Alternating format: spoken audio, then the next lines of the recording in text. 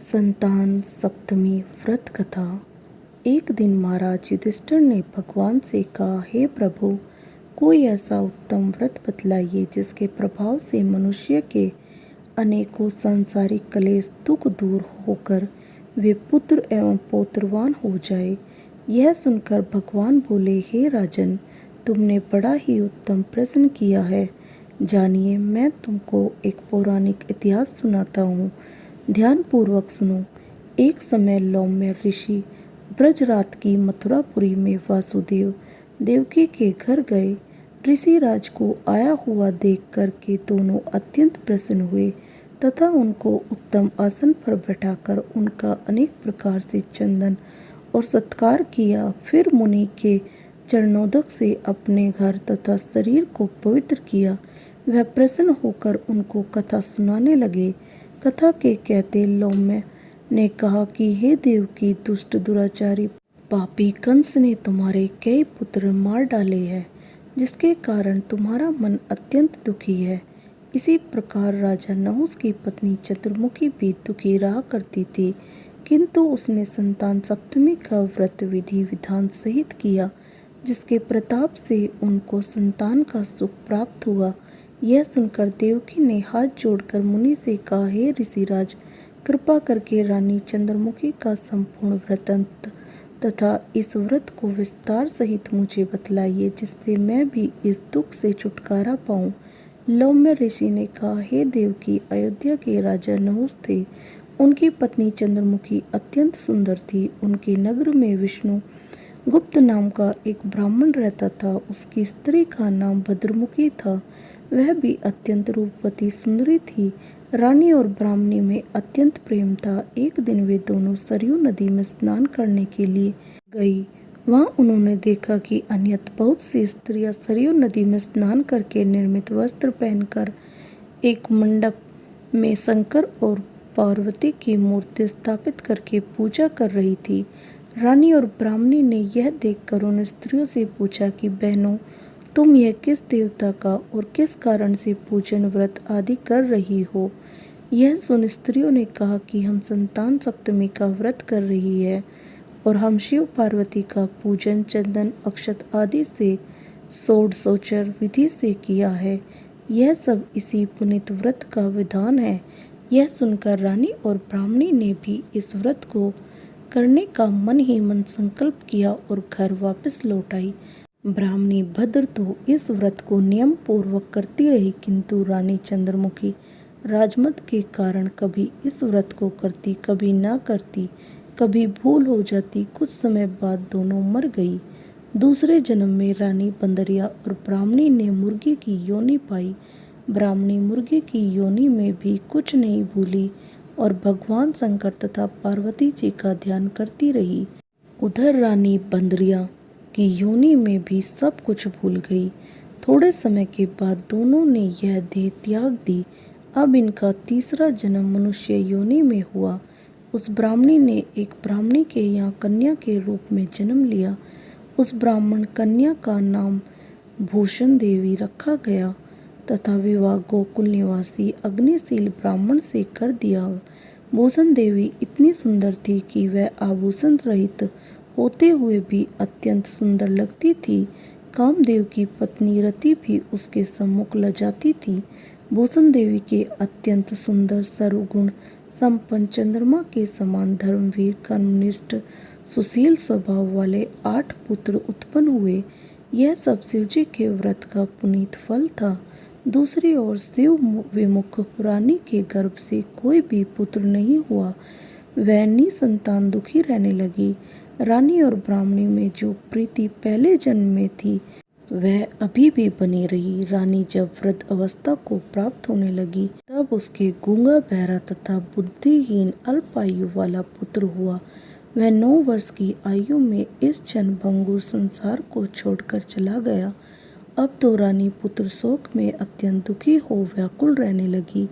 देवयोग से भूषण देवी ब्राह्मणी रानी के यहाँ अपने पुत्रों को लेकर पहुंची। रानी का हाल सुनकर उसे भी बहुत दुख हुआ, किंतु इसमें किसी का क्या वश। कर्म और प्रारब्ध के लिखे को स्वयं ब्रह्मा भी मिटा नहीं सकते। रानी कर्मच्युत भी थी, इसी कारण उसे दुख भोगना पड़ा। इधर रानी पंडितानी के इस वैभव और 8 पुत्रों को देखकर उससे मन में ईर्ष्या करने लगी तथा उसके मन में पाप उत्पन्न हुआ। उस ब्राह्मणी ने रानी का संताप दूर करके निमित्त अपने 8 पुत्र रानी के पास छोड़ दिए। रानी ने पाप के वशीभूत होकर उन ब्राह्मणी पुत्रों की हत्या करने के विचार से लड्डू में जहर मिलाकर उनको खिला दिया, परंतु भगवान शंकर की कृपा से एक भी बालक की मृत्यु न हुई। यह देखकर तो रानी अत्यंत ही आश्चर्यचकित हो गई और इस रहस्य का पता लगाने की मन में ठान ली। भगवान की पूजा से निर्वृत्त होकर जब भूषण देवी आई तो रानी ने उससे कहा कि मैंने तेरे पुत्रों को मारने के लिए इनको जहर मिलाकर लड्डू खिला दिया, किंतु इनमें से एक भी नहीं मरा। तूने कौन सा दान पुण्य व्रत किया है जिसके कारण तेरे यह पुत्र नहीं मरे और तू नित नए सुख भोग रही है?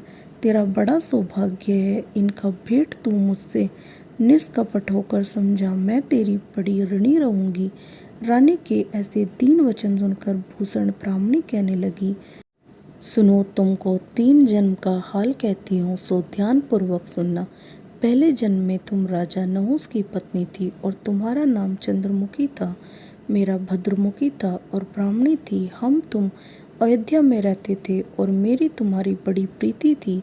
एक दिन तुम दोनों सरयू नदी में स्नान करने गई और दूसरी स्त्रियों को संतान सप्तमी का उपवास शिवजी का पूजन अर्चन करते देखकर हमने इस व्रत को करने की प्रतिज्ञा की थी, किंतु तुम सब भूल गई और झूठ बोलने का दोष तुमको लगा, जिससे तू आज भी भोग रही है।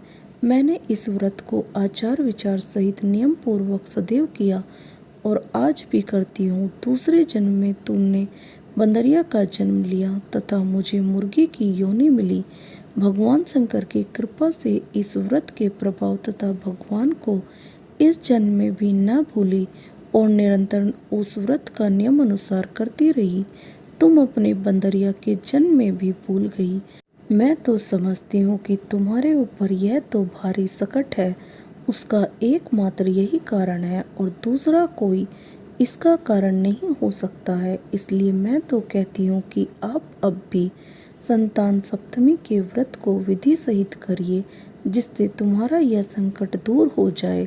लोमस ऋषि ने कहा, देवकी भूषण ब्राह्मणी के मुख से अपने पूर्व जन्म की कथा तथा संकल्प इत्यादि सुनकर रानी को पुरानी बातें याद आ गई और पश्चाताप करने लगी तथा भूषण ब्राह्मणी के चरणों में पड़कर क्षमा याचना करने लगी और भगवान शंकर पार्वती जी की अपार महिमा के गीत गाने लगी।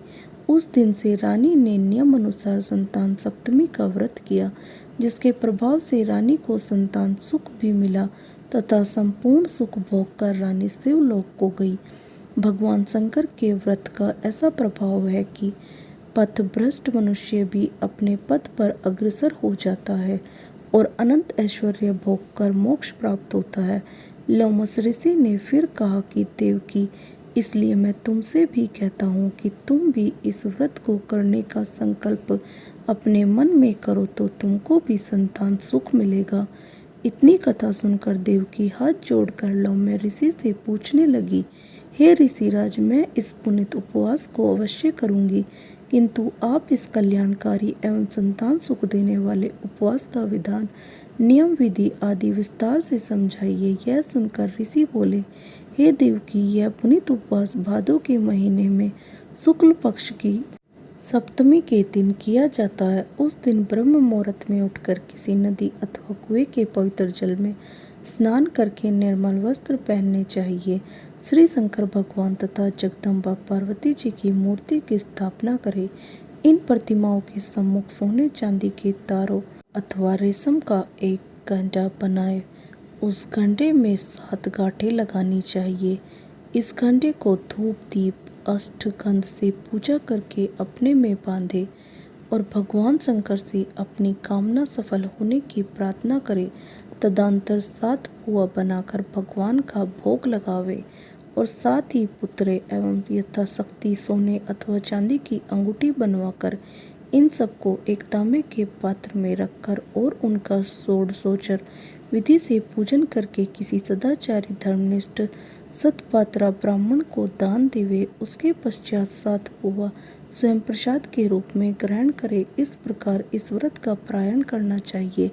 प्रति माल की शुक्ल पक्ष की सप्तमी के दिन हे देवकी, इस व्रत को इस प्रकार नियम पूर्वक से समस्त पाप नष्ट होते हैं और भाग्यशाली संतान उत्पन्न होती है तथा अंत में शिवलोक की प्राप्ति होती है। हे देवकी, मैंने तुमको संतान सप्तमी का व्रत संपूर्ण विधि विस्तार सहित वर्णन किया है, उसको अब तुम नियम पूर्वक करो, जिससे तुमको उत्तम संतान पैदा होगी। इतनी कथा सुनकर भगवान आनंद कंद श्री कृष्ण ने धर्मावतार युधिष्ठिर से कहा कि श्री लौम्य ऋषि इस प्रकार हमारी माता को शिक्षा देकर चले गए। ऋषि की कथा अनुसार हमारी माता देवकी ने इस व्रत को नियम अनुसार किया, जिसके प्रभाव से हम उत्पन्न हुए। यह व्रत विशेष रूप से स्त्रियों के लिए कल्याणकारी है, परंतु पुरुषों को भी समान रूप से कल्याणदायक है। संतान सुख देने वाले, पापों का नाश करने वाला यह उत्तम व्रत है, जिसे स्वयं भी करे और दूसरों से भी करावे। नियम पूर्वक जो कोई इस व्रत को करता है और भगवान शंकर एवं पार्वती की सच्चे मन से आराधना करता है, निश्चय ही अमर पद करके अंत में शिवलोक को जाता है। दोस्तों, आपको यह कथा कैसी लगी हमें कमेंट कर जरूर बताएं। ऐसी धार्मिक कहानी सुनने के लिए हमारे चैनल को लाइक और सब्सक्राइब करें। धन्यवाद। बोलो राधे राधे।